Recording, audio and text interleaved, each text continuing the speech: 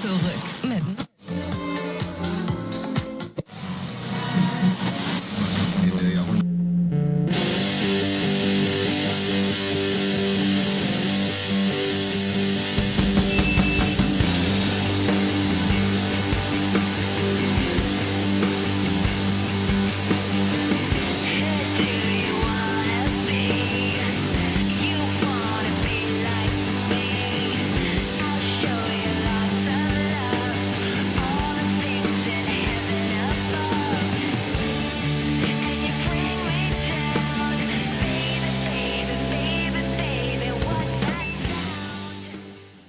Today's guest is one of my oldest friends.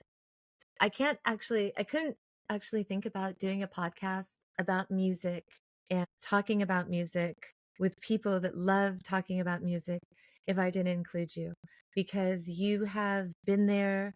I've known you since I think I was about 13. You have been there from that point where I was discovering music on my own. And so you were right. Well, in my last podcast, I was talking about being at Sayonara Cupcake while it's vanilla. You were with LV while it was vanilla. Like It's the it's so, way origins. and it's so funny you mentioned that because I'm trying to go back to those times. I'm like, I was talking with my kids and my wife about it, and I was going, when exactly was that? And I think it was during summer school when we were going between middle school and walking home. I remember it vividly because we would, hey, how you doing? How was your day? And when I was listening to your previous podcast, it brought back so many memories of just that time period. And I got to say this, I love the fact that you are doing this and the fact that when that time period was captured, because it was. For some people it was, for some it wasn't, I'm learning. But the fact that, for Wee Man, you're doing it, I think it's awesome. Yeah, one of the biggest things that I was telling a lot of people, like I left some messages, and after I did the podcast with Anuj, and Anuj was like one of the first people I told, and he right away, when are you going to interview me? Here's the day I'm available. Didn't give me a chance to back out, which is so awesome. But then after I did that one with him, I started just, leaving some voice messages for, people that I wanted to talk to about music, because I would be excited to talk to you about music. And I didn't think that I would hear things back. And it was like one after one was an enthusiastic yes, when. That's And awesome. it's super awesome. But like I told everybody, I said, it really sparked with just thinking my son's 13 and he's at that age where he's discovering stuff. It's interesting because he did pick up a lot of things that he heard me playing. So I find that what he picks and chooses from my playlist is interesting. Sometimes it's surprising, like what he'll take over. He mentioned to me the other day that he was listening to Sade, which didn't come from my playlist, but I totally appreciate and love Sade. But I was thinking, that's cool, man. That's cool.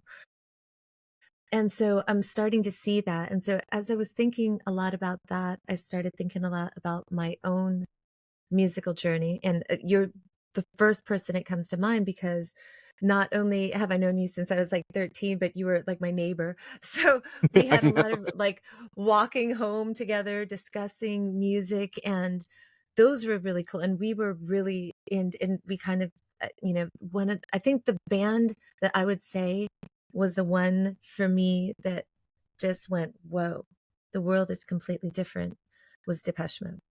Yeah. It was Depeche Mode for me. I mean, I'm before it was like, okay, I did listen to like a lot of other things. I listened to great right. music before. I listened to Duran. I was a huge Duran fan as a kid, huge Billy Idol fan. But then I heard Depeche Mode, and it was all encompassing. There was poppy stuff, there was dark stuff, but then there was these lyrics about deep emotion. And I thought, Yeah. whoa, that's so intense what they're singing about. And I thought, is that what the world is like? I remember thinking, is that what the world is like? The world that I haven't yet discovered. is there this great intensity of emotion, whether it's, love, or whether it's hatred, or whether is there this level of intensity. And that was so fascinating to me, because I would say that at that point my life was very vanilla. I was a very, I would say, very sheltered child. I have very, very strict Asian moms, so I was not going anywhere. I wasn't I doing remember. anything. I remember. Like, I think everybody in the neighborhood was just like, yeah, we're not going to ask her because she can't go. But that I gave me remember, that yeah. time. Yeah. And I meant no disrespect to your mom or, Yeah. or dad. But I And remember trying to come by a few times, and I remember either riding my skateboard, riding my bike, and and it was like, yeah, that's Lisa's house, and I would come by because it was right there in the corner, and yeah, yeah, of making, to get out of the main street and then go up. And yeah, yeah, I see the bug out there. The red convertible. yeah. Man, I loved Herbie. It was iconic. It was like really iconic. but I remember the few times I would come by, and I think I tried to get brave enough once to come over and say hello or do something. And now as a parent, I totally get it, totally get Yeah, it. But, who's this person? yeah, yeah. But wow, yeah, Depeche was. And it's so funny you mentioned that, because I was trying to go back and think about different things. What was the story and what was my musical journey, and it starts way back, but for those years, it was, yeah, Duran. I mean, they were actually, I remember the Reflex tour, and I posted something recently because I'm like, I want to go, and they, um, you know, Seven and the Ragged Tiger, That was the everybody in our, album for me. Somebody yes, just asked me recently, Desmond, my producer, asked me recently, well, he'll call himself an intern because he's unpaid and reminds me he's unpaid. But he asked me, because he's a huge Duran fan as well, but he asked me what was my favorite band. I said Seven and the Ragged Tiger. yeah, That was the first poster I ever put on my bedroom as a kid of a band.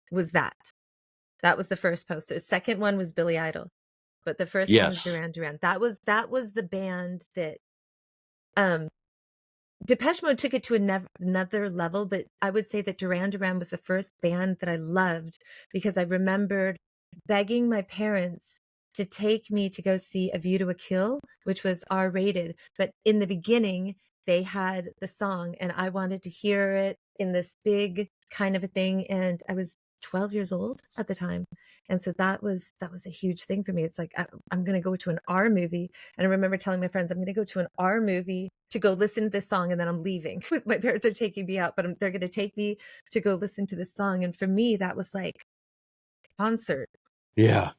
I remember I was living in the Midwest at that time, Minnesota, and Duran was coming in concert, and my sister had promised. She's like, I say promise. She's like, I'll take you to it, because that was the in thing. And I'm trying to remember what year that was, 83-ish, I think, 82, 83. And it came and went, and Monday morning, one of my, you've got those rival kids, that you're always trying to best, or, you know, just I don't know how to put it, but you're trying to always one up them, so to speak, in the kid world.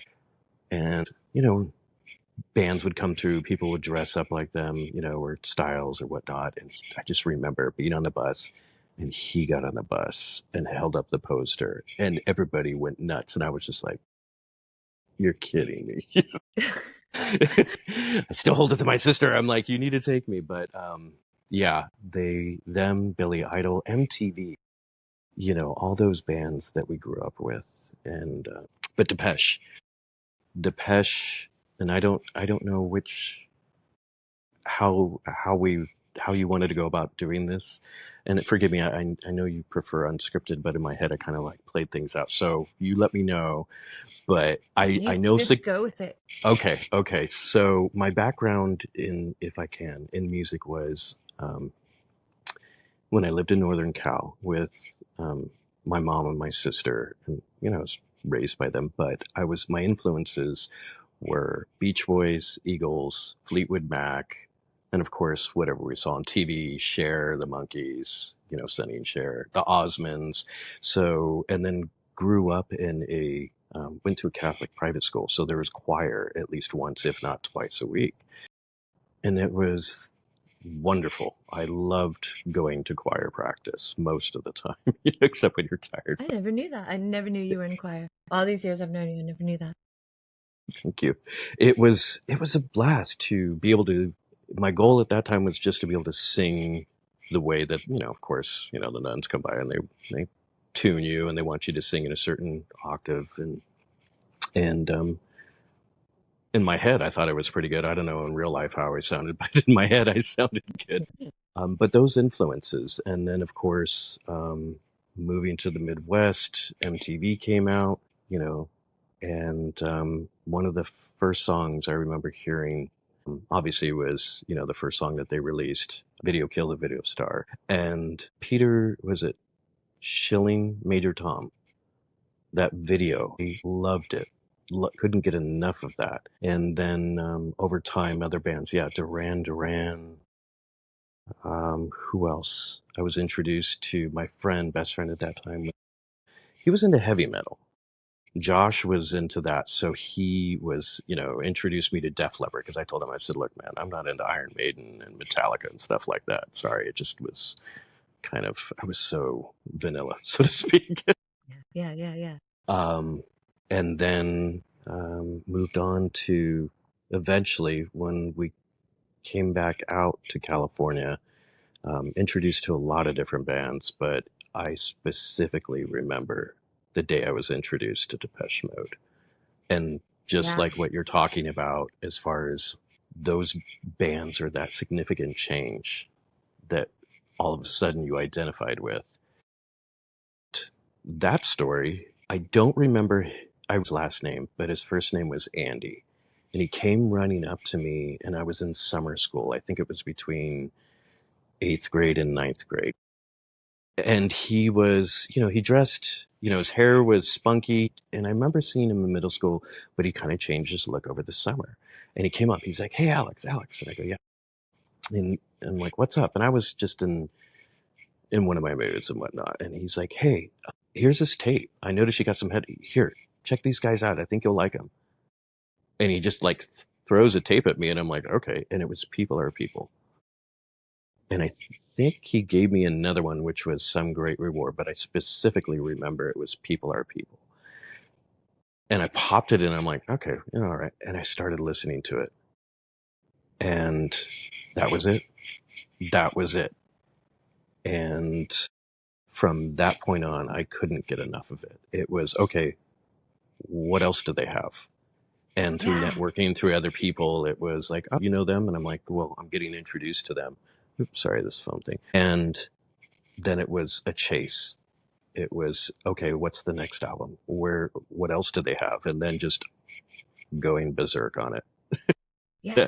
But Yeah, you're I so remember it right. was just like People Are People, Black Celebration, 101, Music for the Masses. It was Oh just my like God, boom, yes. boom, boom, boom. And it was awesome. And it's funny because we're at that age where we had, and I know you had one too, and we probably got it I think it was still called Payless, but it wasn't the shoe place, but it was what became Rite Aid. But you could get Right. the wooden cassette Yes. racks. So, And I remember when I got it on the wall, and then I had to get the second one, and it was like so cool. But one of the things that I loved about the aesthetics was when you had the Depeche Mode ones, they were like the black and white. And when you got the Smiths ones, they were black and white. When you got Echo and the Bunnymen, they all had that kind of same aesthetic that for someone like me, I just like that aesthetic a lot. mhm. So those were all the black and white bands. You're so right. In the cassettes, it's funny because I remember getting one of my first cassette holders, and it was like, okay, well, this is empty. I need to start filling it up. It was a goal to go and get it Yeah. filled up. And for every Ah, music lover, it wasn't like an easy thing. It was, everyone will say it took thought, it took process. You just can't just throw it can't be random. Like for the true music lover, there mhm. was a moment of like you putting it up and then sitting back and being like, okay, how many slots are available? How many do I have? who's worthy. And then going back and reorganizing it every time you got a new, cassette or, eventually, yeah, I remember moving over to CDs, but it took me, well, it didn't take me too long. It was like, crud, I already have this, this in this format, but what was, yeah, when CDs came out, it was, well, do I want to pay $8 or do I want to pay 12 to $14? And then, of Yeah. course, all this And cassettes that when we had. CDs first came out, we have to remember this. When CDs first came out, and the first CD that our family ever bought was Phil Collins. But seriously, that was the first CD, and I remember it was like $39. It was like so expensive. It was because it was kind of like the old. Remember when they had the laser discs? It was Yes. kind of like that, and they were just like it's a smaller version of the laser disc. But it was I remember it was like but no pictures. It was dollars for it, and I think that the first CD player we had, and this is probably like nine was probably like $800. It was like so expensive, Yeah. and so for a while after they got it, my parents were like, "This is we're not going to get any CDs." And for like so while we just all we had was Phil Collins. Trying to remember what our first CD player was, or around the corner from you, at our house. I'm trying to remember this if we had a stereo setup, but in my room, I had the old school stereo record player, receiver, and cassette. Actually, I have to say this: it's the exact same one that's in Stranger Things in the older brother's bedroom. I Yeah, freaked out when I was watching that, and not to plug them, but I went, my kids were like, "What's going on?" And I'm like, "Okay, hold on, pause." And I'm like, "Rewind, go back to that." I said, that radio," and then I went down a rabbit hole of going on the internet and finding out the model number and all that, and getting yeah. stupid excited over something that was, I'm like, but that's what I fell asleep to. Put headphones on, put a tape in, and just almost every night. Yeah, I think that that was one of the kind of the beautiful things about our childhood was that we didn't have 800 channels. We didn't have the internet. Like we didn't have the. I remember telling my child once. I said, "Yeah, when I was in university, that we didn't have the internet yet." He's like, "You're so old." He's like, "You're so old." That's But that's jacked up. but That's so but we jacked don't. up. But when I went to state, there was the internet wasn't like a thing yet. It was like 95 that it was a thing, but before that it wasn't really yet a thing. So he's like, "How did you study?" I'm like, "I went to the library." Right? Dewey Decimal System. That's what we did. I have this like I'm pretty sure like I've mentioned it in the other podcast, but I'm pretty sure I'm undiagnosed OCD because my good friends that when if I've actually left the house to go to a friend's house, that means I really love you because I just don't like leaving the house. I feel like there's this episode of Seinfeld where Kramer just they tell Kramer to go out and he's like, no, she's like, there's nothing good out there for me. No. So I'm like, it's just better to just stay inside, listen to music. And so much of my childhood was like that. I don't think that I've differed much from that. I sometimes and you're a father, and that's why I wore this shirt. Thank you. That's really kind of you. It's got Darth Vader on it, but it says "Who's your daddy?" because I always think of you as Father of the Year, uh, because you've got a team, a little Dude, team I got a that half it. Yeah, everybody jokes with me, but it's, hey, you got a soccer team over there. That was always the joke, and it wasn't planned, and that's for sure. And my joke is, I always missed that day in sex ed class. I don't know if you remember. It was like two teachers over on the. Mr. Kamen was one who was also he so and I was actually telling my son this. I'm like, he was the football coach / Mhm. sex ed teacher, drug education teacher, and driving instructor. And driver's ed, yes. And then they Yeah, forced driver's us ed. to go watch Red Asphalt in the theater area with some, what was it, CHP officer. And they're like, okay, well, Yeah. everybody. I don't even remember if we signed a waiver or anything, but man, that was pretty gruesome. I was afraid to drive after that. I remember there was also like a drunk driving episode where Michelle Pfeiffer was the star before she was a star. I just remember it was like Michelle Pfeiffer was the actress in this, like, it was kind of like one of those made for TV or after school special type videos for after school special. So if people One don't day know it what just after flipped school and we forgot. specials, if people don't know what after school specials are, I would say that Gen X, most, I think a lot of kids were latchkey kids, and latchkey kids are just kids that were just given a house key and, like, after you get off of school, go home, lock the doors, we'll call and check on you. And you could be like 10 years old, 12 years old, and that's what you did. And you I'm were like, told, wait, your parents checked on you? Wait, what? I'm just yeah, kidding. don't answer the door. Don't answer the door for anybody. That's what they would say. Don't turn on the stove.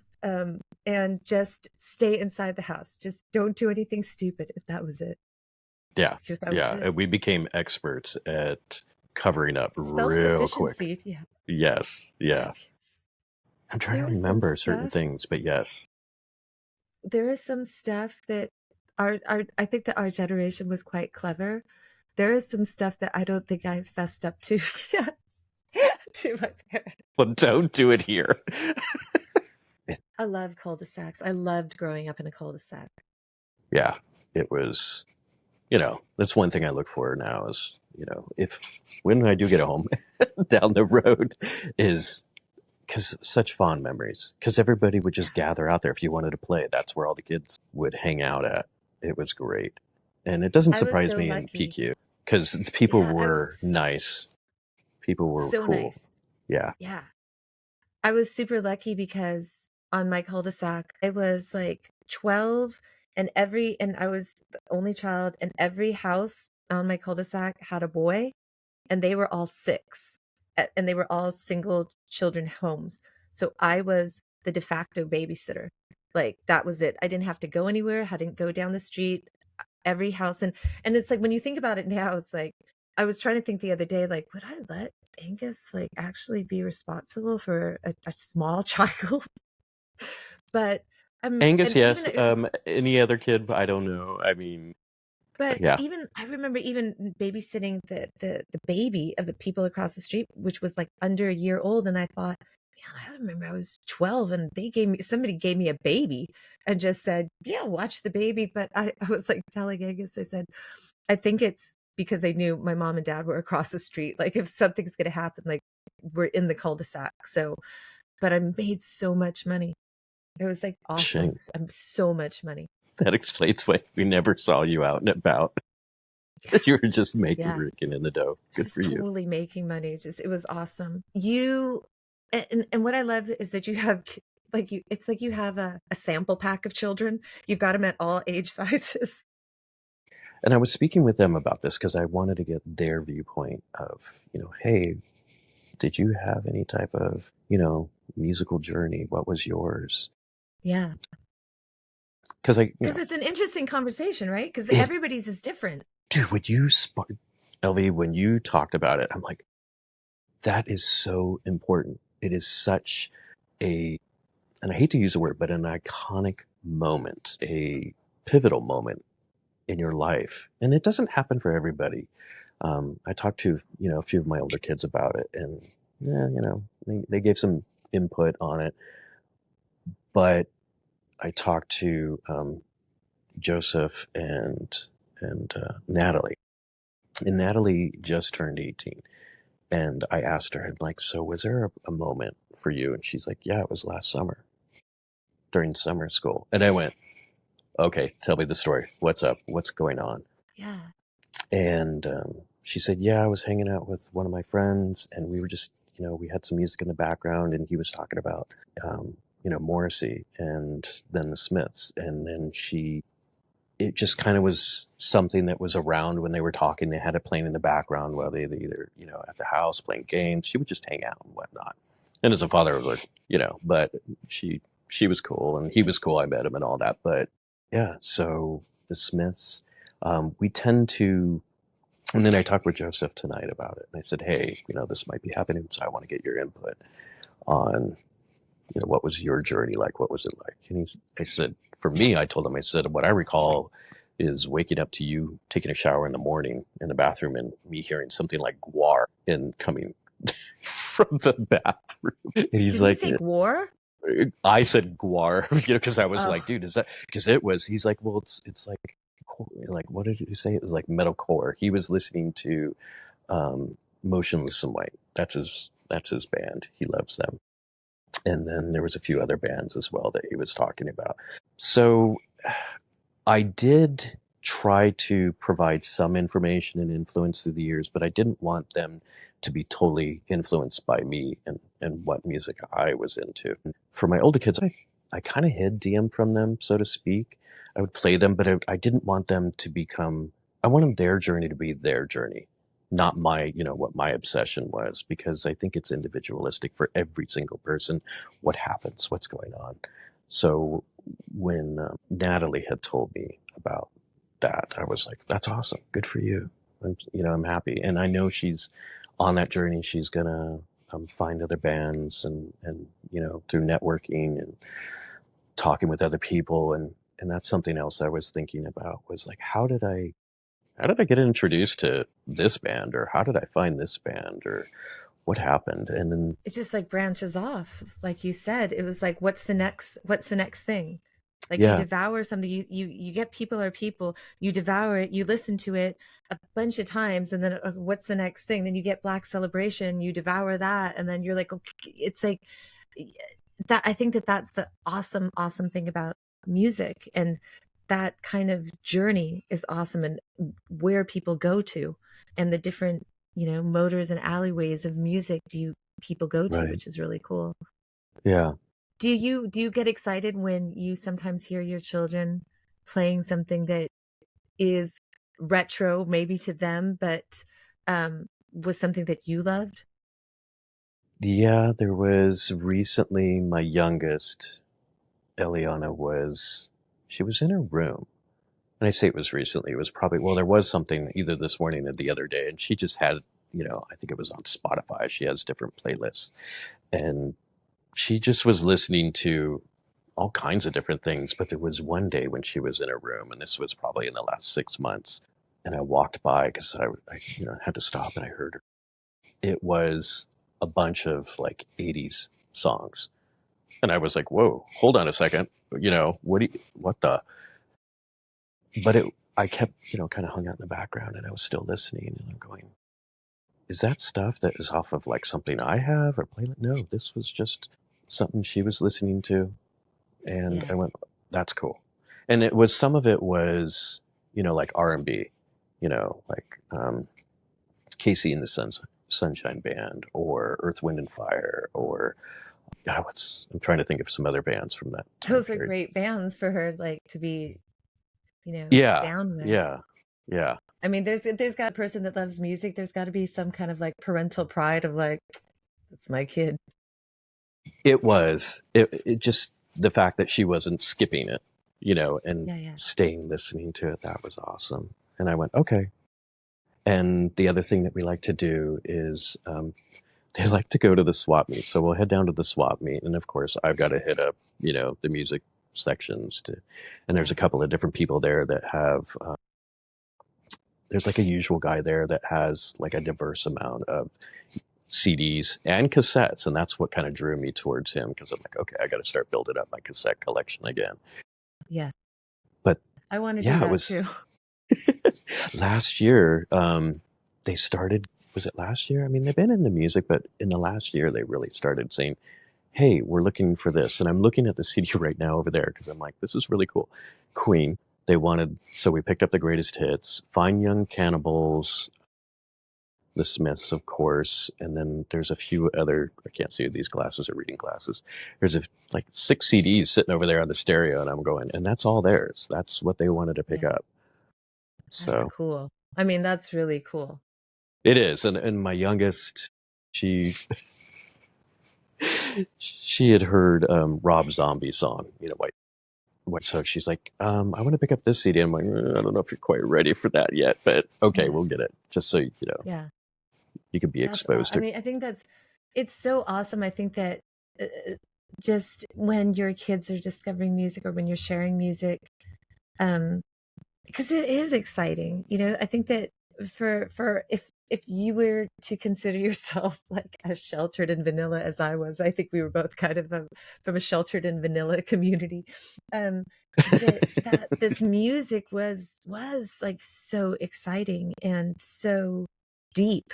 And you're a Cancer sign like I am, so I think that it definitely hit us in a different way.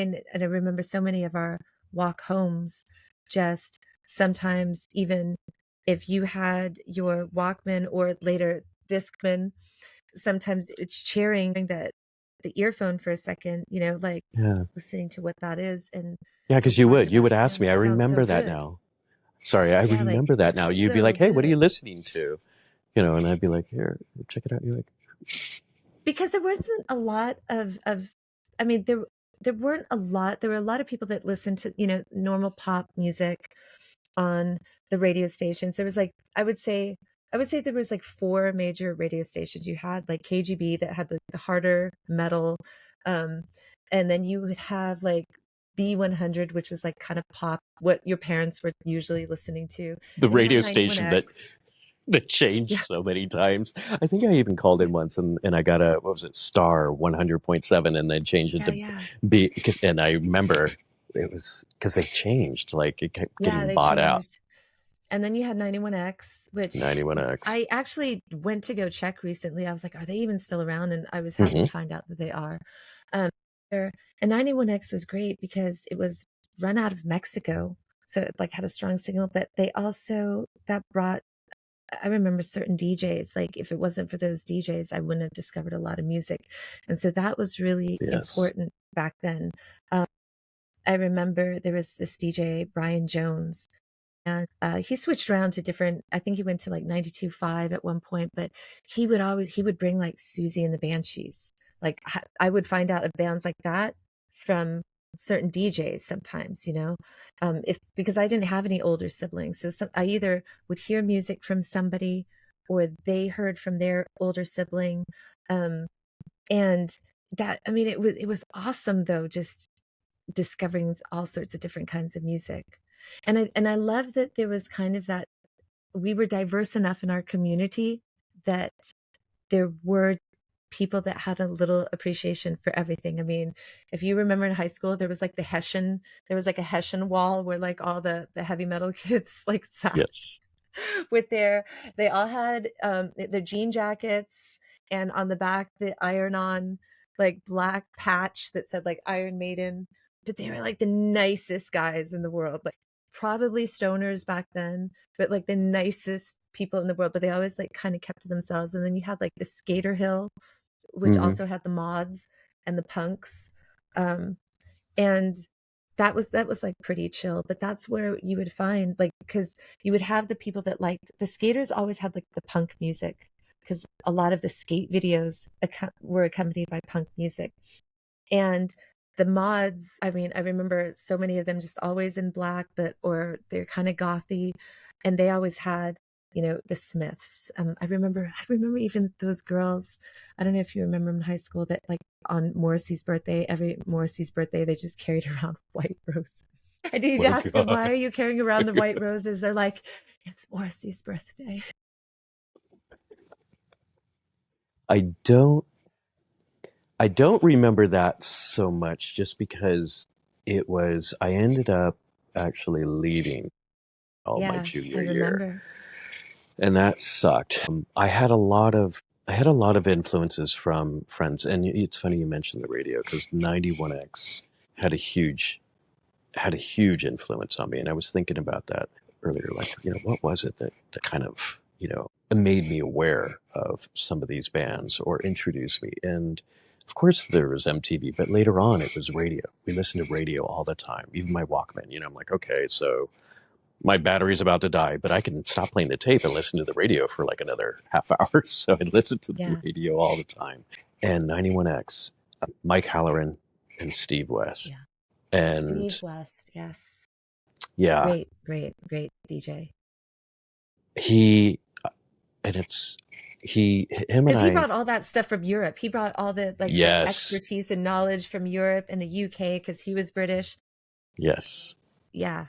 Yeah, and him and You would I, get to hear the albums that you wouldn't hear from like the American DJs. So you would get those and it's like, yes, and he started doing the Resurrection Sunday after a while. I can't remember when that yeah, was.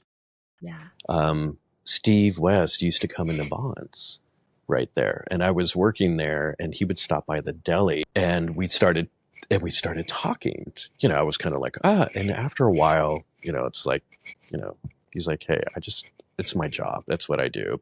He, I remember him coming by and talking to me about when Kurt Cobain, and he asked me, he's like, so what do you think about that? And I hate to say it, at that time, Nirvana for me was just, I didn't realize the importance of their movement. And I have to say, because it really, if you look back in history, it changed everything. I think for a lot of just this, everything, it changed everything, what they did. And I remember him coming in and us talking about it. And I said, yeah, it does sadden me. But I wasn't, at that time, I wasn't, I just, I'd gone to clubs and stuff down at TJ. Oops, yeah. yeah, so we used to go down there, and it was played all the time at, what was that place? Iguanas. Iguanas, Red Square. Red Square was the alternative club that was tiny, and I remember because we used to go down there all the time, and it was, dude, that place was always. And then what was the other place? There was Iguanas. There was two that were like 3 stories high. Anyway, sorry, I'm going off on a tangent, but there was it Tequila? No. Anyway, but yeah, they used to play that all the time. But yeah, Steve West, and to add to that, if I may, think it was such, and it was when we've talked about like things that happen in connection. So Steve West knew I was, a big Modi, and I liked them, and he's like, hey, you're going to be going to see their concert. I said, I'd like to, and that was, I'd already seen them in 1990 for the Violator tour, and for Songs of Faith and Devotion, SOFAD, as some people like to use the acronym. Everybody's like, you gonna go? You gonna go? I'm like, and this, my daughter was like, geez, I'd have to look at the ticket stub, maybe 3 months old, my oldest, in 93. So they had this contest where everybody, if you remember, they were selling off, auctioning off, like Save the Rainforest. And so bands were trying to, here's, guitars or sign stuff. So 91X was doing this big auction thing. And then they did, okay, we're going to do a 3-song bit. And if you hear it, then you can win tickets. And I just put it in the back of my head. I'm like, there's no way that's going to happen. I heard what I thought was the last song. I wasn't sure. And I just started speed dialing. Steve West answers the phone. He's like, hey, you're caller number 9. Who's this? And I'm like, wait, what? And he says, who is this? You're caller number 9. You just won. And I said, Steve, it's Alex. He's like, wait, Alex? Alex And from Bonds. Alex from Bonds, and Mike Halloran's like, wait, you know this guy? Like, what the heck's going on? And he's like, no, I know this guy. He's like one of the biggest, and of course now with the internet, it's different because, I mean, I'm finding all kinds of people that are just like, I thought it was a Modi. These people are, Like collecting super things, fans. Yeah. super fans. Yeah. And I love And that. That's awesome. thank you. Yeah, it was backstage passes, front row seats. I still have their autographs on the concert program upstairs, framed on the wall. That's so cool. Always, always, and that's, I'm like, wow. And I did have pictures at one time, but I got lost them in storage, unfortunately. So I don't know where they're Yeah. at, because they did do that. But it was great. It was like a What an dream come true. experience. That was like, it was like the cosmos just saying it was meant to be. Thank you. That's Yeah, so cool. And that's awesome that it's awesome that it was Steve West doing that. And Steve West is, like you said, it's such a great guy. Like yeah. I remember I had booked a flight to London and I was just going to go stay there for the summer and uh, I didn't know anybody at the time, so I remember just calling Steve and saying, "Hi, you're familiar with London, right?" I like called him right at the radio station. It's like, "Yeah." I'm like, "I need to ask you some questions. Like, can you maybe tell me?" And he totally sat there and just talked to me and told me every place to go, and he was right. I mean, but who does that? You can't do that kind of stuff. Like, times were different. It doesn't surprise me though, because he was so down to earth, Elvie. He was so down to earth. He would sit there and talk to me for like 15, 20 minutes or longer at times. He's like, okay, you know what? I got to get going. But he was just the nicest, down to earth, regular guy. He's just like, look, this is my job. This is what I do. And I'm like, dude, no, I've seen you at concerts, and you're up on stage introducing band. But yeah, it doesn't surprise me at all that he was that cool. Until you mentioned him at Vaughn's, I remember seeing him at Vaughn's. That's why I was like, yeah. And I thought it was a one-off, and I never thought about it again until you mentioned that. I'm like, I've seen Steve West at Vaughn's, so apparently he must live BQ or something. I'm trying to remember where he said he lived at that time, and forgive me, he's unfortunately passed away. Yeah. Yeah, but he would come every now and then, a few times, most of the time by himself, but a few times he came with his daughter, and she loved the egg salad, so he'd always pick some egg salad up for her. Yeah, I was like, okay, Yeah, cool. that's just a weird memory. Like I remember one time seeing, not at that Vaughn's, but just thinking about random people seeing at Vaughn's, Junior Seau, who's also Yeah, passed, but I remember seeing Junior Seau at Vaughn's. Like, I think I kind of love that about San Diego. It's just like you go into Vaughn's, you just see, there's Junior random Seau. people. Yeah, Yeah, it's random just people, like, and hey, it's wait like a minute, totally. isn't that? And what I love about San Diego is like the people that also saw Junior Seau in Vaughn's were just like, Junior, and he's like, yeah, that was it. It's Yeah, like no, like, hey, can we have your autograph? No people shoving phones in his faces trying to take his picture right. like they Yeah, would now. It was just like, Junior, yeah, okay, and the everyone went their bakery. ways. And I can't remember her name, the bakery manager at that time, because I did work over there under her for a while. And she had this thing every time she would make a cake and put 55 on it when they had home games. Yeah, it was awesome. Yes, And I I wasn't big into love it. football, so I didn't know, but I was just like, who's Junior Seau? I'm like, okay, it's a football player. But now I know the difference. One of the bands that you liked, and I remember that you liked, and because you were one of the few, well, there was a couple of people, I will say, there was a couple of little people when this was at the era of our friendship, when Mhm. you guys were hanging out in front of the drama, like the entrance to the back of the drama auditorium. Like, that there was that era, that iteration of our childhood there was different parts, there was different, you can kind of tell like what years based on where we were hanging out at different parts of high school, but it was there that I remember. I'm I sorry, I gotta remember. interrupt. I remember because I'm in my head, and I hate to interrupt, but I'm like, yeah, because there was auto body shop in the very back, Yeah, yeah, yeah, and yeah, then yeah. there was a drama and band in the front, and then there was like the ASB, or the gym and the jocks over there. Okay, sorry, go ahead. Yeah, because it was all Yeah, coming. it was great. But I it's like the way that my memory works is just like I kind of put things together based on music, and so it's like that memory of us being there at that particular point. I think that's when Duran's Big Thing came out that year. We were Yes, there.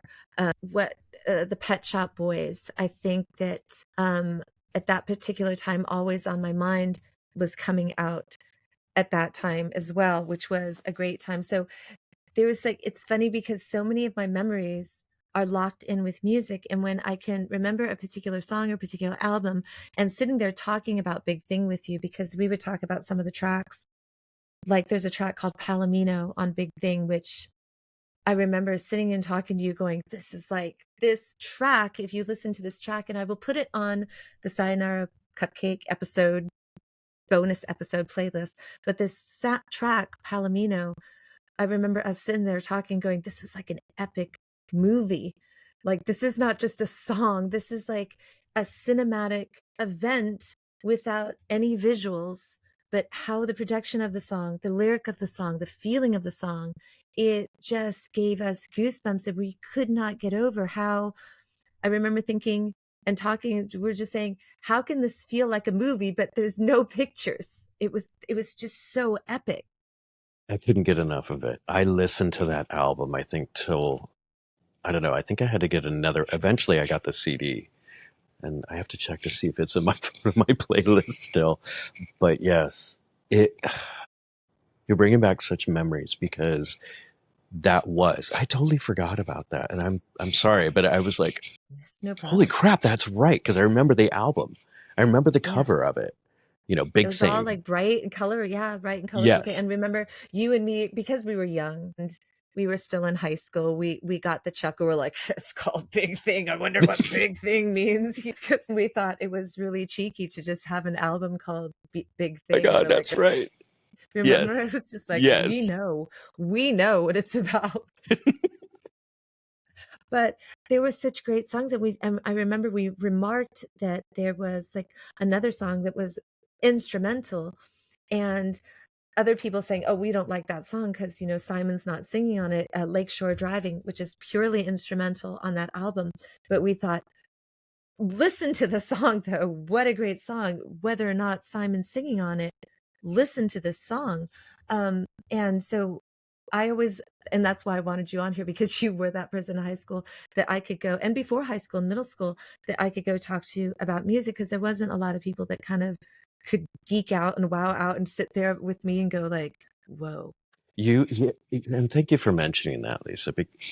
Elvie. So that's one of those things that I look back and I'm like, what was it about? And I go, this was that one person that I could be normal around. I knew I was different. And I think she knew she was unique and different. And we just kind of like, I felt like with everybody else, I was an outcast. I didn't know who I was. I hadn't found my place yet. I didn't I was trying to find my identity and become somebody, but I didn't know what direction. And you just accepted me for who I was. You didn't judge. You just said, what are you listening to? What are you doing? How was your day? Kind of stuff. And you were always that positive sound that would just go, okay, the world isn't so bad. I could have had a crappy day. And you're just, but it's so funny because you're like, okay, bye. And I'm like, okay, I'll go home now. Bye.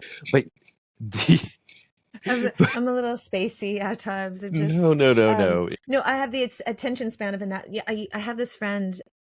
I have a couple of friends where I've told them, and my very bestest of friends, I used to say, I hate that kind of long time period sometimes, that long dragged out of like, okay, bye, so when are we gonna, so I used to tell my really good friends, I'm like, dude, when I'm done, I'm done. And so Mhm. sometimes I'll be talking to somebody, I'm like, hey, okay, I'm done, and then I'm just gone. And at first they'd be like, did she just hang up, like just out of nowhere? And they would learn that that's just, it wasn't like rudeness, it was just, I need You're to move on to direct. other things. You're I think direct. we're, Yeah. and it's horrible. And there's probably like, I try to be much better about that now. I will say one thing about you, because I'm, if there's a banging that's going on, and I was, before I talked to you and got on with you, I had a nice cry because they're tearing down a house to build a train. It's just a house we've seen. It's not our house, but I just thought about all the memories and laughter and experiences of that house. So there was like a little bit of sadness. So I was out on my balcony, and Hanks is like, "What are you doing?" So as my son's asking what I'm doing, I was just sitting there crying. He's like, "Why are you crying?" I'm like, "The house is getting torn down." He's like, "It's not our house." I said, "Yeah, but I was just like thinking of like all the memories and." You know what? He's like, Mom, I think the house was like sold 2 years ago after a raid because there was like drug dealing going on. It's not sad. I'm like, okay, it's fine. Thanks for Sorry. I making me should feel laugh. better. I'm sorry. But he made me feel better. I will say this. I'm going to tell you something funny that you probably don't know about high school, because you were talking about feeling awkward and out of place. And your kids will probably be tickled by hearing this story. But I think so many girls used to come up to me because I would walk home with you, and they thought maybe you and I were BFFs. Don't And say that. yes, and there were so many girls that had crushes on you, because at the time when you were younger, you were a little bit older version of Mikey from Goonies, a young Sean Austin. And I remember they would have these like Tiger Beat magazines, and they would show me like, don't you think that Alex looks like, and they'd have, the Tiger Beat early Sean Austin pics, like right after Goonies and stuff. And yeah, I won't name their names online, but I will tell you afterwards and you will be like, what? But yes, My you had your own fan club, so don't think that you were awkward or anything. I'm in a different dimension right now. One, because it's coming from you and you're saying that. So that means a lot. Thank you very much. I had no clue. My insecurity level is wow, look at that. Yeah. It was yeah, I had no security. I've been insecure. I hate to say that, but it's true. I've You been had like I'm not even talking like a little fan club. You had like had such a huge fan club. Like what the it was so big. It was so big. And what? I thought it was really, really sweet. And I thought it was cool. I'm like, but I get to walk home every day with Alex and be his friends. But they'd always be like, did he say anything about me? Did you hear him mention me? I was Dude, like, I was nope. so clueless. I was Yeah, I was like, clueless. nope, we were talking about music. Well, thank you for shielding me from Listen to better music. See, and you girls could have had a chance to talk to him or walk home with him if you had listened to better music. No, I don't know what I'm just teasing about their music taste. But no, I think that, and you have remarked, because I've said it to you in the past before. Like I remember I posted something years ago and I was just lamenting how I never got invited. Nobody ever asked me to prom, and you were like, what? And I'm like, yeah, I never got asked to prom. And you were just like, what are you talking about? And I said, yeah, no one ever asked me to prom. Like, no one ever really asked me out. I'm like, probably, I think like a big chunk of it was mom. That was like a big chunk of it. okay, But the second will have few, I will have to admit there and I didn't want to be rude, but I remember I think it was your mom giving me a look one time. I was coming up on my skateboard or my bike and she was in the driveway okay, and I think I saw you and she's like, go back in the house or something. I can't remember. Yeah, she's a tough anyway. cookie. And I totally get, like, growing up now, like I totally get everything about her. Yes. Yes. But I've sat and told her before. I've like sat and told her many times over the years. I'm like, you were straight out cuckoo woman. I'm like, I love you though. I know that you were totally protective of me, and you know what? She raised a good girl. Hmm. So what? I was a good girl. I'm still a good girl. So what? Like, Right. kudos to her. No, Kudos to she her. awesome. I mean, considering some of the people that we grew up with, no names. Yeah. I yeah. So no. And look how you It's turned fun. out. You're awesome. Thank you so much. It's, I hope that, I won't keep you forever, but I hope that you come back No. on, because we have so many more things to talk about with music. Because I want to talk about, I want to kind of expand on this talk of like, what are your favorites now? What is something like, because a lot of times, and I know that you're a lot like me, where we sometimes love to just listen to the stuff that we've always loved. Mhm. And for there was a period of my life, I think it was like right after I had my son, where I was so focused on that, that there was some years that I just didn't listen to music. Like I did at first when he was younger, and then when he got to about 5, I got just really busy. He's now 5. He's more aware of things, and it took time away from music and stuff. So when he got to about 7 and he was starting to discover stuff on his own a little bit, it Mhm. was it was nice. And then, kids go through, ebbs and flows of things. And then he was off of music for a while, and then he's back onto music. I think that it's one of the things of when I got back to music, and a lot of it was during COVID time, because we were all stuck at home, and Right. my Yeah. life, I'll be honest, didn't really change because I'm a hermit that never leaves my house.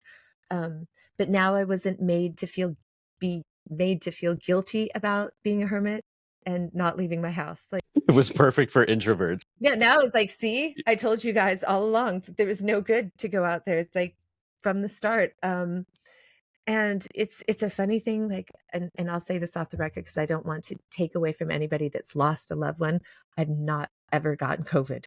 Never got COVID. That's how much of a hermit I am. I've never gotten it. Nobody in my house has ever gotten it because No. we're all hermits.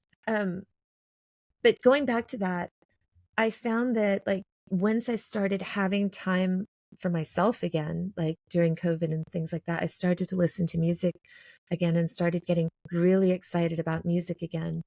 And is there anything that's new to you that you've discovered and are kind of obsessed with? That is a great question. Let me backtrack a bit. You keep me on as long as you want, or whenever you want to Okay, cut. You just say, "Hey, okay, I'm done." Whatever, not a good. problem. I will, and I will be honored to come back and discuss more because I also Thanks. want to. I look forward, and I got to say this now. I look forward to hearing your journey, your story, and I know that'll be down the road whenever you're ready. Um, because I know through our conversations, I mean, this is why one of the reasons I feel honored because I feel like I'm kind of in a box, and you and your knowledge and your experience is just like me. Anyway, but to answer your question, recently, this is too funny because when I was talking with Natalie, number 5, and I was picking her up, bringing her home, and I was telling her about this situation. I said, I'm really nervous and I'm not sure. She's like, well, Dad, you're into music. You're totally passionate about it. And anyway, long story short, because I tend to trail off, so you cut out what you need. I said, "What about you?" And she's like, "Well, this one came across that's that's new to her." And I listened to it, and it's Blood Orange. And I went, "Wait, what?" And I went, and it's Champagne something or other. And she played it for me in the car, and I went, "Okay, this is cool. This sounds like Cocteau Twins, a little bit airy, Yeah. light, but with heavy bass." And I went, "This is cool." Bob Moses was somebody I got into just because I don't know how to put it. That was one of those ones that was recommended on the radio by a DJ. I think it was a couple of years ago, and that was somebody new. I'm stuck in my box still, but I do try to get out and get more. I'm like, okay, I need to listen to something different. And it's hard for me to get out of familiar spots.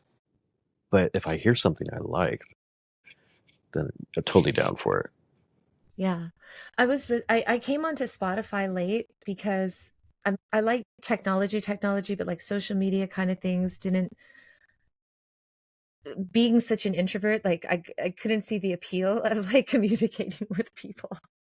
I'm like, the people I want to communicate, I'm just going to communicate with them, right? So I came onto Spotify, and for the longest time, I remember finally just sending out a post to my friend saying, I don't get it. Like, why aren't we just listening to iTunes? Like, why aren't we listening to the stuff that we bought, our own MP3s?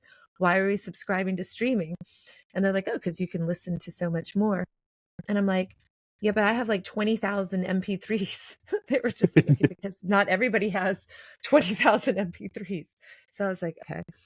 But then I loved it because it started to the suggestions and stuff. There are a lot of good things, and there's kind of a terrible thing about it, and there's a great thing about it. And I would say the terrible thing about it is just knowing so many musicians from all tiers and every single one of them not feeling that it's fair. And I don't understand it too, why Man, so many musicians are having so many plays and they're getting so little. And I don't understand why you take a bunch of the, like, I don't know, the top 10 richest musicians. Is there nothing you guys can come up with together? And not necessarily that it has to be on them, but isn't there a better plan that can be made where artists can be compensated for what they duly deserve? I mean, I can't imagine a world without music. Our lives are so intrinsically connected to music. They are the soundtracks of our lives, no matter what genre. And the people that are creating it get paid such terrible, wages for it. Um, I don't understand that. and and thank you for mentioning that because I didn't realize how big of a problem it was. I'd heard, who was it? There was like Snoop Dogg recently. There was some interview. I say recently. I think it was in the last year or so, and I could be Yeah. wrong. I've been out of that loop for a while, and it's funny you mentioned the whole during COVID because this is why I'm wearing this shirt because during that time you had reached out and we were talking more. And I said, dang it, why am I not back in, why have I disappeared from it? Music. And you made some comment about it, which was inspiring. So I got back into it.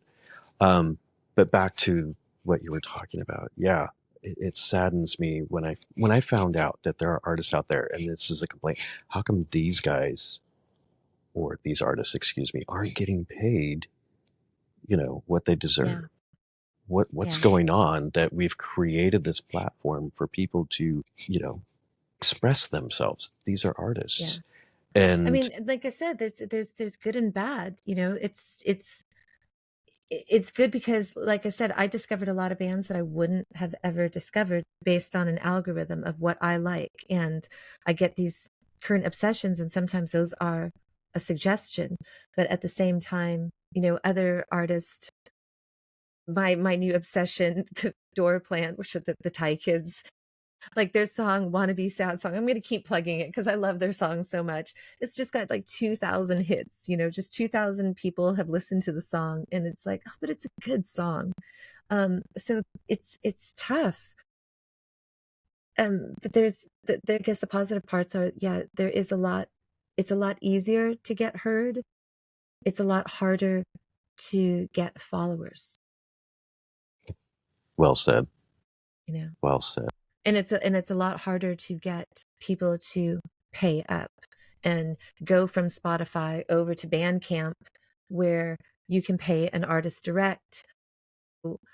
I always say to people, if you didn't know that, if you have an artist that you absolutely love, especially if they're an indie artist, to go over to Bandcamp, because they probably have a page. You can order their albums, order their merch. They can get the money directly, no middleman. So if you haven't done that, also, I think you can also check out Patreon sometimes, or Bandcamp, or SoundCloud, and do the same. Because I think it's really important to support artists, because I don't know what I would do without music. I don't think that I'm very good at making music. I've not hated, not been fond of the several different music teachers that I've had, because they've No. wanted to, and that could be because my mother's trying to have them teach me a specific type, and I want to do my own thing. And it's like, it's always the case with me. If you want me to do one thing, I'm definitely going to go do the other. It's just a rebelistic, I don't know, strain in me that You my know, son now has, that's which my karma. mother I know the cursed feeling. me on. Yeah, she cursed me on it. Like, I don't know if you got that kind of, like, I always was told by my mom, someday you're going to Oh, have a hell yeah. child that's going to grow up, it is going to be exactly like you. And you know what, he is. And like, I've told her that, I'm like, it's fine with me, like, it's cool, it's like hanging out with my best friend. What's the problem? She's like, that's not the point. I'm like, but yes, what you said though, and it happened. So thanks. Well, it's so, I mean, I can't believe he's going He's to be going to be 14. 14 in July. Yeah. You know music, and you don't have to be working in the music industry, creating music. People love music. They love music. They like Anuj I had on my first podcast. When he loved music, he like was learning everything about it. I came from a different kind of place, because my mom went, and in Thailand you can get pirated copies of tapes, and they were really cheap. And so they just have like a Xerox of the front cover, but they wouldn't have the liner notes. But she would just buy everything for me, which thank God, she just got everything. So I would get a little bit of everything, every kind of genre. I'd have pop, I'd have rap, I'd have R&B, but I wouldn't have the information about the band. So growing up, I knew nothing about the dynamics of the band, the lyrics of the band. So like Sayonara Cupcake was a misheard lyric, but I had tons of misheard lyrics because I didn't have liner notes. But if I ended up liking a band, I would definitely go and buy the CD later, because the pirated ones just, and they never lasted long. They were just like total shit. I should edit that out, but total horrible recordings, because they were just meant for tourists. Tourists went into Thailand, they got their Walkmans, they've got nothing to listen to. Here, you can buy for like 50 cents a tape. That's it. The audio was crap, but at least you got to hear your music. I'm going to tell you one more thing, and Mhm. I'm going to ask you if this was the same experience with you, because I don't think kids will really understand this. And I don't listen to podcasts, which is really horrible. I've listened to one full podcast. I'm not going to lie. It was a podcast I was on, not a Sayonara Cupcake. Usually how I listen to other podcasts, but from I listen to I'll cut this out. I listen to Billy's podcast, but really not a lot of other podcasts because there was a whole series of a side story going on, this epic adventure of something. So it was like a series. But I don't listen to other podcasts except for like the little clippets you might see of like Joe Rogan or something, and those Hmm. video type podcasts. So I didn't have any kind of reference of anything. So I don't know if anybody's talked about this before, but we were talking about the radio. We were talking about 91X. And here's a funny experience from my generation, which could be the same as you: the record pause. And if you understand the record pause was a huge thing. And it made many people from my generation, definitely because of the record pause, we probably thought we could be an Olympic gymnast, because there was some like crazy ass like gymnastics to get across a room when I that was just song thinking that that. you wanted was finally on, and it was just like leap to hit the unpause button to get it. Yes. And one of the things I loved about Steve West is he didn't overtalk the beginning or the end, which a lot of DJs did. You'd get the whole song, it'd be perfect, and then be like, and we just heard that song from, and it's like, a bastard. Thank you for bringing that up. Because Yes. you wanted to have it on your mixtape that you would later make without the DJ overtalks. The record pause. I think that that's a way to know people of our generation. Do you know what record pause is? That's like, that'll be the secret code word, record pause. Yeah, I know. Okay, you're in. I love it. I love it. And that is, you're so right, because I remember you're sitting around waiting for that one song. You're in your room, you're doing something. You know, it's my private space, my parents, whatever, but Yeah. I'm in my Yeah. and I've got my music, I got the radio going, and I'm just waiting for them to say, because they would say, okay, you know, we're going to be playing this. And, or, you know, sometimes they give you a heads up. Usually 91X Yeah. did. Yeah. And so you'd be sitting around waiting. And then, yes, just running across the room to Like just, Bionic Woman, $6 million man. yes, yes, slow motion. And you're just like trying to get it. And the disappointment if you fail, but normally we got it down. We got it down. And Yeah. yes, Steve West was one of the ones that would, you know, not screw up the intro. I think some of them knew, like, I mean, because that was a cheap way to get music. It wasn't a good, it wasn't a good quality. It wasn't good quality, but still, it was like that love of music. And when you're a kid and you're poor and you want to make a mixtape, I Well, mean, that's what you we'd go to, did. what was it, Payless, and go get the Yeah. non-TD or the cheap TDK 90-minute tapes, you know, and the gray Yeah. and red. We Yeah. couldn't. God, So but you know fun. what? The mixtape was awesome because you'd get the cool liner art from the mixtape that had the titles and stuff like that, and that was always really cool. Do You you still made have me. any of your old ones? So this is what my dad used to do. Like, so after I moved out of the house when I was younger, like everything was like in the garage. And in his like retirement ages, he'd always like open up the garage on Sundays and just garage sale, garage sale, garage sale. And I go back and I'm like, what happened to this? What happened to this? He's like, some kid asked for it. I'm like, what happened to my skateboard? I had this awesome Jason Lee Cat in the Hat No, skateboard. no. And I was like, what happened to the skateboard? Some kid came and he's like, you selling that? And I wasn't, but he looked like he'd like it. So I gave it to him. I'm like, So your that was child my is just Jason Lee floating cat. around out It's there. just like, yeah, but when he told me like the enthusiasm, like after he gave the kid, like, and I don't know if it's the same kid, but like he gave kid like cassette tapes or a skateboard. He's like, they were really happy. And I'm like, all right, then, maybe that's just, it's meant to be. Yeah, it was just passed There's on. that philosophy of, impermanence, the Buddhist philosophy of impermanence. And I kind of believe in it, like, and I think that it's just simple as nothing lasts forever. And that's good and that's bad.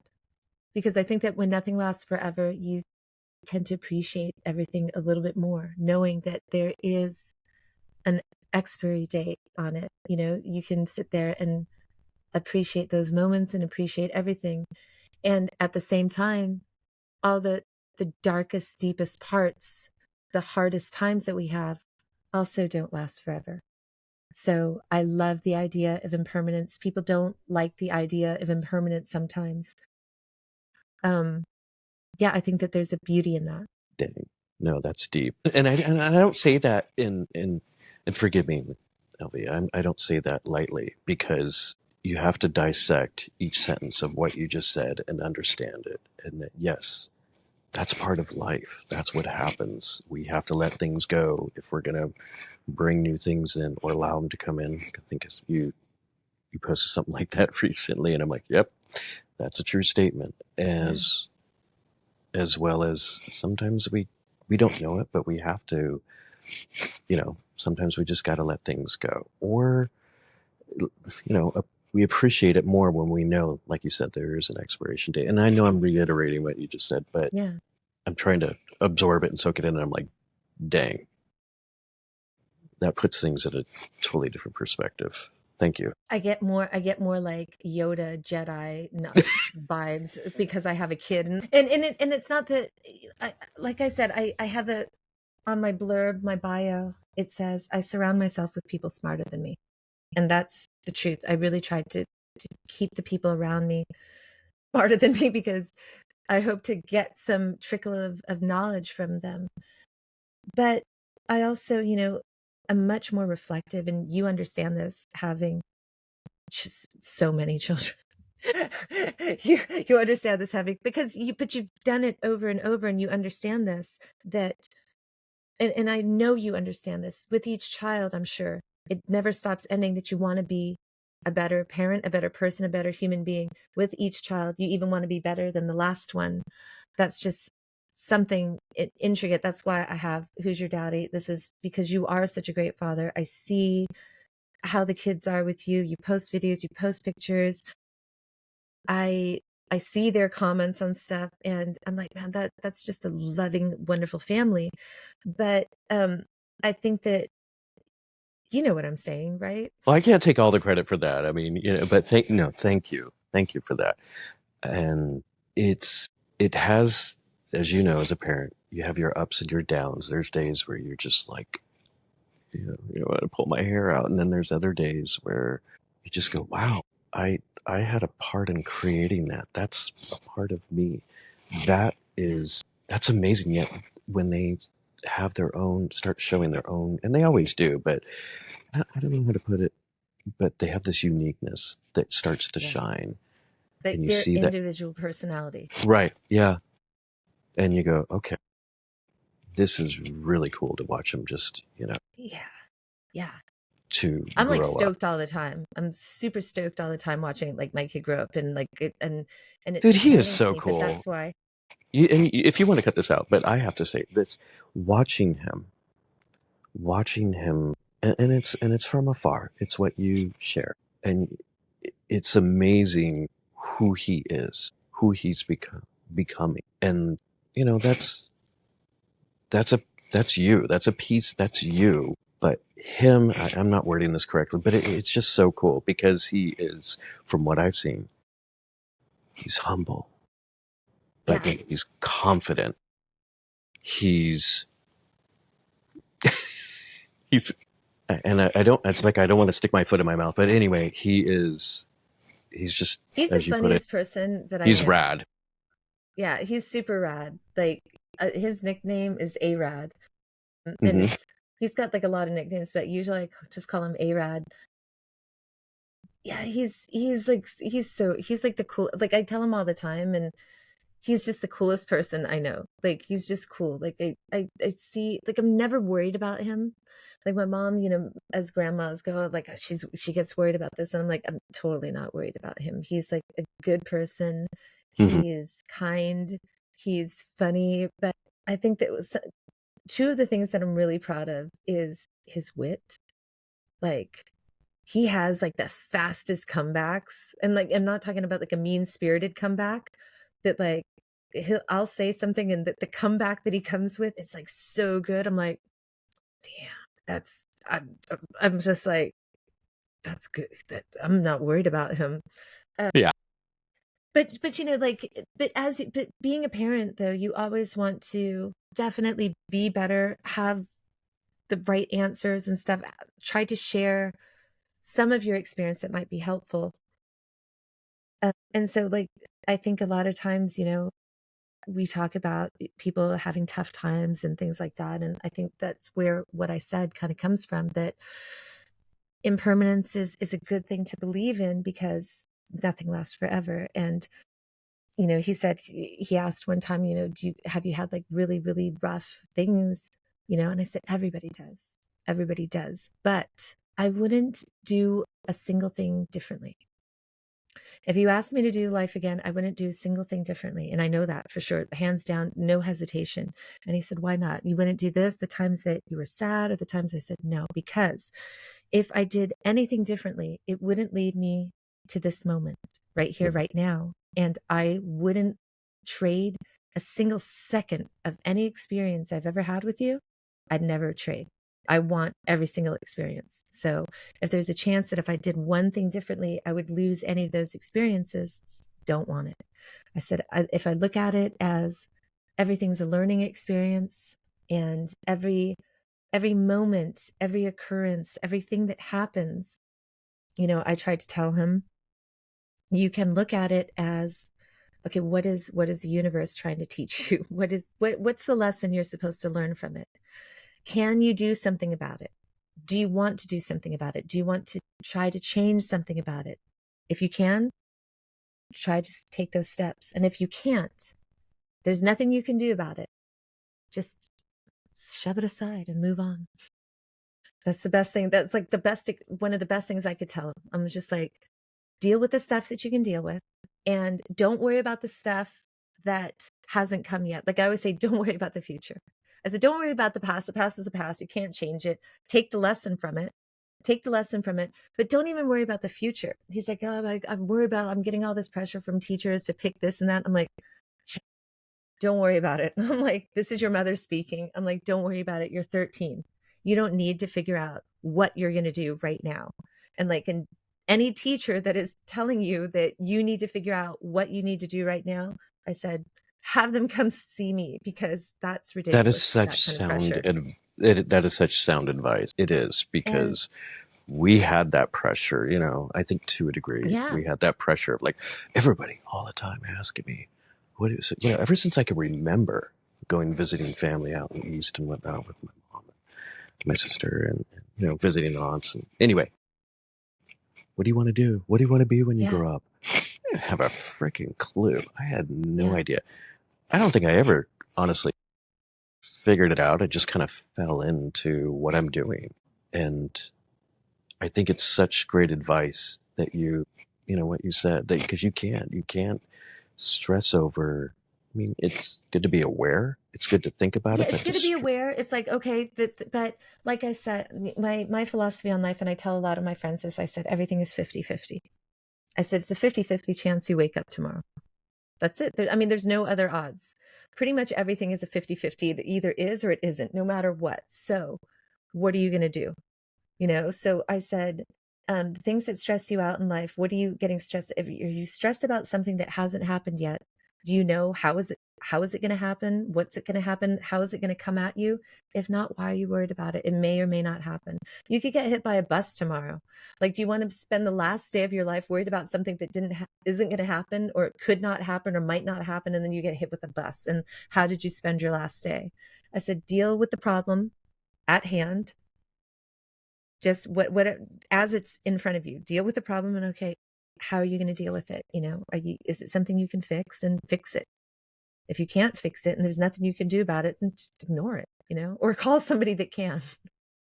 But I told him, I said, that'll save you so much grief in life and unnecessary stress. Just try to mm-hmm. be pragmatic about it and practical, and just, so I think that way thinking is not for everybody. I know it drives a lot of my friends crazy. Like, sometimes my friends are like, can we get a time? I'm like, what is time? Time is a man-made concept. And I'm like, well, what time do you want to be on? I'm like, I'll be on when I get the stuff that I need to get to. Like this morning with you, I'm like, I have a zoo. I've got like 19 animals.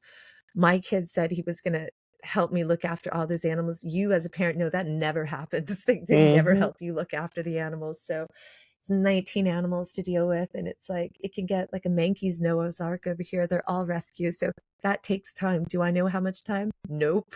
Nope. You know, but some people are like, I need the time. I'm like, you should know me. I'm doing, you just always, people, I always tell people this, you should always know I'm working as fast as I can to get to point B from point A. That's all you need to know. But that's so healthy. It's really what you said.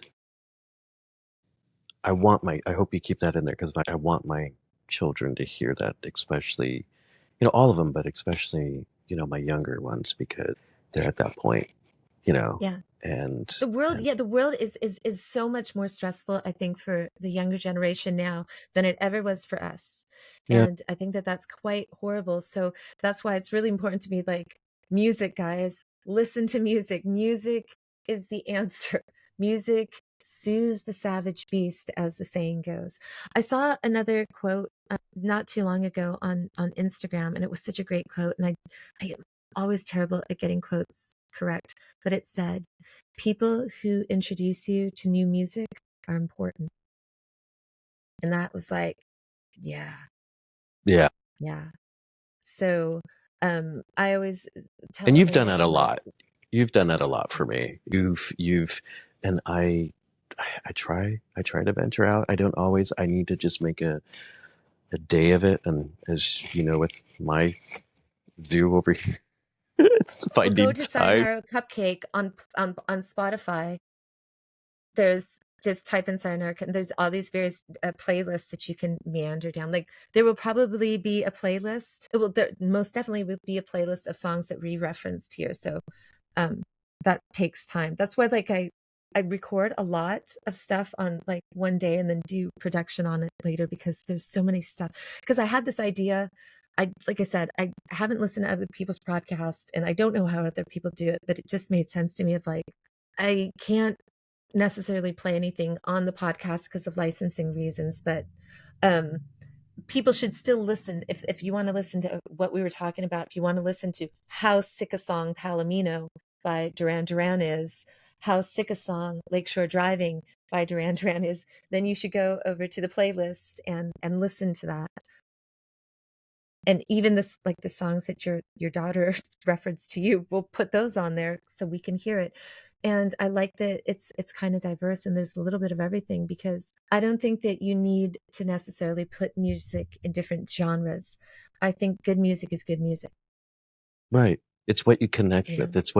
It's what I'll backtrack a few moments. You had said with regards to music, it is that one thing.